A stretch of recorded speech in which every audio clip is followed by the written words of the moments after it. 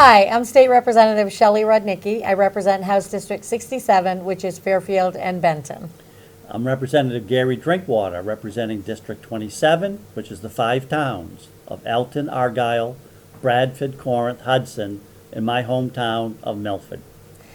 Today, we want to talk to you about, well, illegals and placing illegals over Mainers, over our seniors and over our veterans.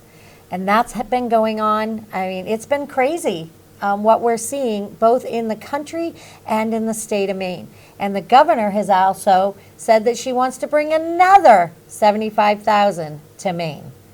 In fact, Shelley, she's actually started another executive branch called the Office of New, is it Americans or Mainers? I forget which one. She's calling them the Office of New Mainers. And as far as I'm concerned, they're not new Mainers. They are illegals. And I know I'm getting loud, and I'm sorry, folks, for that, but this drives me crazy. Just because you come here doesn't make you a Mainer. And her new Mainers is actually illegals. And somebody will come up, they're asylum seekers. Well, it's my understanding that the law says that you stop at the first safe country you come to. Well, and usually the United States is not that first country. So why are we putting up with it? Shelley, not one Republican would want to deny somebody the right to claim asylum. In fact, we have such wonderful programs to help people. But the problem is, Shelley, with the federal administration, they are coming in by the millions, and they've overwhelmed our general assistance. They've overwhelmed our charity.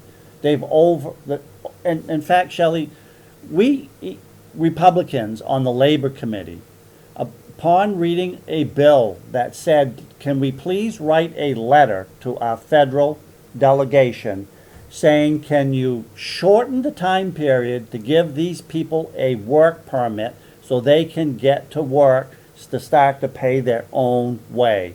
That come out of my committee unanimous.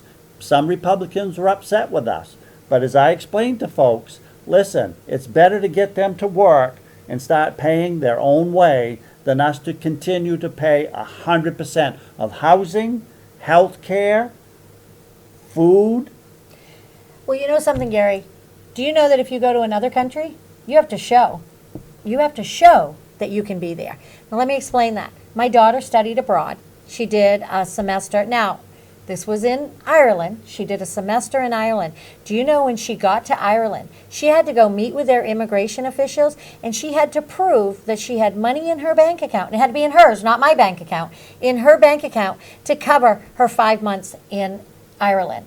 Why can't we do something like that? These people are coming here with their hands open. A lot of them, I get it. I understand. I'm sorry, but I'm going to take care of Mainers first. That's who I am. We're not just Mainers, but people in the United States that are here legally. They're the ones we should be taking care of. If they're here, if they're coming here, if they're going for asylum or whatever, figure out how to pay it yourself. Why should my tax dollars be paying for these people, Gary? Well, Shelley, that's a real problem. Serving on the Labor and Housing Committee, we always would get the numbers of what we're spending for these people for housing. We did a press conference, I think it was back in March, saying that we have spent $34 million for housing for these folks. Shelley, I argued that that is replacing Mainers and veterans and putting them at the back of the line instead of the front of the line. Shelley, as you know, we have so many different groups in Augusta competing for state dollars. Yes. And one of them that hit us dearly on the Labor Committee was the retired teachers bill that we see every 2 years. These folks were promised a good retirement. Things happened back under LePage that he had to cut spending. And these folks were one of them that had to make adjustments. And let me tell you, this one lady, a retired teacher in her 80s from Bar Harbor, testified that if it wasn't for her son living with her, she would not be able to afford her home. And we passed the bill unanimously to give these retired teachers and state retirees a increase. Now, they can only get a 3% COLA, whereas on my Social Security, Under the Biden administration, 1 year, 8.9% increase. Those folks were going behind. They can only get a 3% COLA on their first $24,000. I get a 8.9% increase on my total amount. We passed unanimously a bill to start to restore these people back to what we had promised. Guess what happened in appropriation, Shelley? Oh, they killed it. The Democrats want their special projects. But you know, the other thing that teachers have that has been a problem in the state of Maine, and a lot of people don't realize this, the windfall provision in Maine for teachers. That is a Yes. huge issue that people don't understand. Basically, teachers don't qualify for Social Security. So that is something that, and that's a whole other topic that we can get into. Right now, let's talk some more about what's going on with these illegals. Because let me tell you something, the thing that's bothering me too is how it's affecting our schools. Because what is it, in one school, and maybe this was the Portland School District, 27 different dialects or something, and they have to hire or find interpreters for these people. And that's coming out of your and my tax dollars.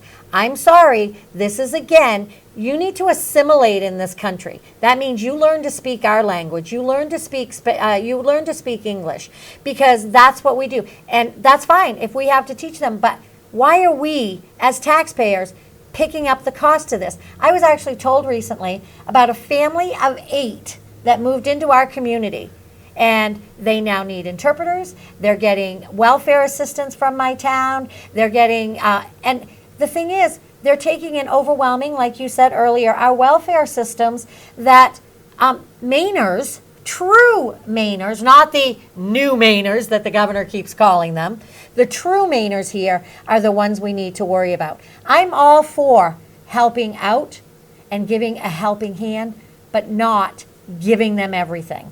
Shelley, I've actually talked to some lunch ladies at a high school, and they're having to prepare religious sensitive meals for the illegals. But Shelley, on a bigger subject, what is it costing taxpayers in the state for health care for these folks when they can go into the hospital and get care at no charge? That's us again. That's the taxpayers covering the cost of this, folks. You have to remember, this is your tax dollars, whether it's coming from the federal government or if it's coming from the state government. It is still your tax dollars. And people don't understand that. And when they say that, that's coming from income tax, that comes from sales tax, that comes from property tax. All of these taxes that you're being charged, that is coming out of your pocket. And that's where people are just, they can't do it anymore, Gary. I mean, look at what's going on right now. A lot of towns have increased their property taxes because they're reevaluating. And it is going to hurt our seniors so bad right now, and our veterans. And this, they're on fixed incomes. You're on a fixed income now, Gary. I am, Shelley. And Shelley, also, let's let folks know that we gave what I thought was a wonderful press conference, I think it was in March, on what it's costing for housing for the illegal immigrants. Ladies and gentlemen, did you read about that? Did you see it on the news? This is what happens in Augusta. We are giving press conferences, but the message is not reaching the general population.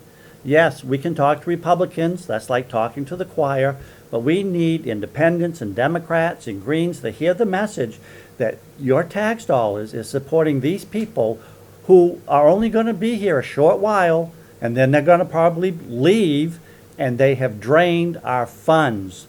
And we want to put Mainers and veterans first, but we don't have the votes to change things, and the current administration does not have the willpower to say no.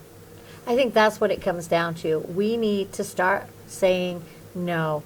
And folks, the one thing you have to understand is you are not getting the full message on everything that you are hearing on the news. Hey, the one thing, what's the big one that made the news? That was the New Brunswick apartment buildings that were talked about, that they're getting brand new apartment buildings. And guess what? I actually heard somebody that, a true Mainer, somebody that has lived here for a long time, that's not an illegal, went to apply to get into that housing, were told that they didn't qualify. And that, to me, is wrong. This is supposed to be, it shouldn't just be for illegals. Actually, it shouldn't be for illegals, period, if you ask me.